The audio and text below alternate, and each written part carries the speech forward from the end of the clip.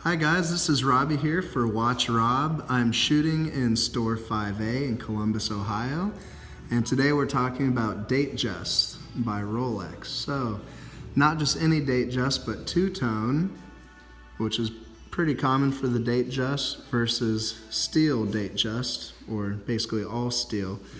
In the modern iterations of the steel DateJust, you're also going to get a little bit of white gold in the fluted bezel and a couple other areas like that. But right now I'm going to talk about the used market, used Rolexes. So wristwatch check, I'm wearing the Rolex DateJust 16030 with a nice tapestry dial that you can see here with the vertical lines carving through. It really reflects the light really well. I'll put this down. So here is the model, vintage model from 1967 that they have here in store. This is selling for about $3,500. And it has one of the earlier Rolex movements from the 60s. It would be the 1570 movement. And in my 1987 DateJust all steel, you're going to be looking at a 3035 Rolex caliber movement. So this was the one with quick set date right before the 3135 came out in the Submariners and later the DateJust. So let's get our hands on with this two-tone here. Gonna unscrew the crown. You can see it has a really beautiful gold colored date wheel to match the gold in the bezel, gold on the dial, and the gold in the bracelet. So real quick here, I'm going to try to let you guys hear the winding of that crown. Okay, and then we'll pop that out to the first position. And since this is a vintage model without the quick set date, basically what you would do to advance the date is take the hands all the way out and advance them forward as if you were changing the time, and you would pass 12. 2 revolutions to advance the date to the next date. So one advantage with, let's say, a steel versus a two-tone DateJust is that you're going to be able to pick it up a little bit cheaper since there's no gold in it. And because of that, for the same price, you may be able to get a more modern iteration of the DateJust just in steel. So that would give you things like the quick set date and maybe newer model number movements. So here we go, one more date change. Very nice. I'll get that to 10 and 10 so you guys can read the date, the dial here. Very good. And then screw down crown, 100 meters water resistant. And the great thing about these two-tone DateJusts is that they're very classic and goes with any outfit you wear. And speaking of being classic, it's something that's definitely bi-generational. So your grandfather could have had a two-tone Rolex DateJust, and your father could have had one, and now you can have one too.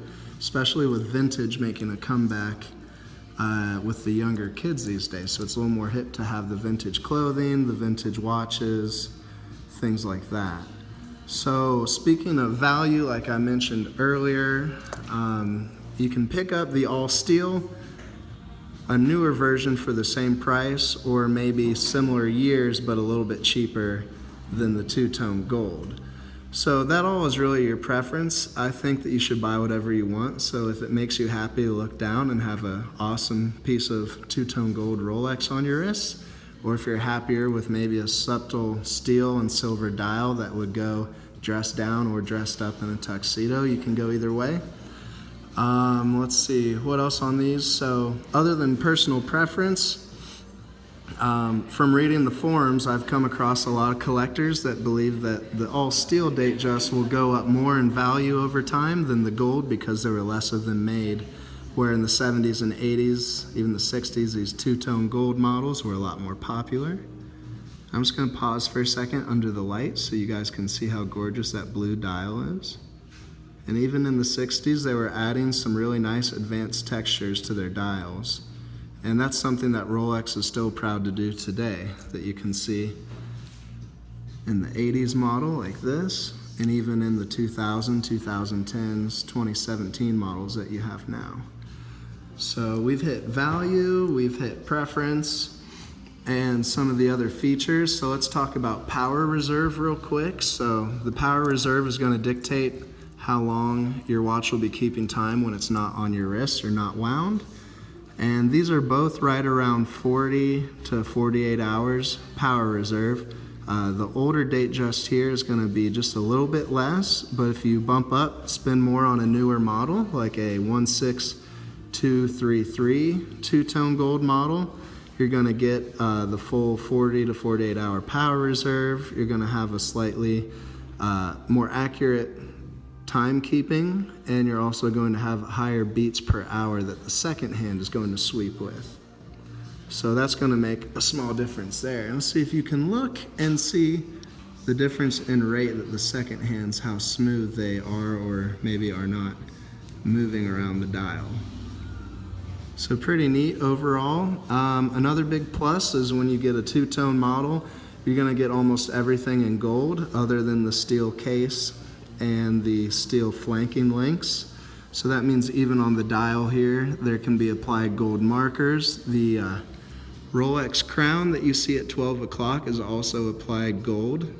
It's very thin, but it's applied, where on mine it's just applied steel crown. So just small difference, but overall they both wear really great. Let's pop on the two-tone on the wrist, let you see how it fits. Obviously with DateJust, you're gonna have 36 millimeter, which is not oversized at all. My wrist is 6 3/4 diameter, so a little bit of a skinny wrist, and this still fits really well, and I think it looks a lot more elegant than some of the bigger pieces. If you opt for a brand new DateJust, a lot of them are in 41 millimeters and are a little bit bigger, but still maintain some of the classic looks of the DateJust. So that'll be it for me today. Remember to like and subscribe the channel in this video, and remember to check out store5a.com. Thank you and have a good day.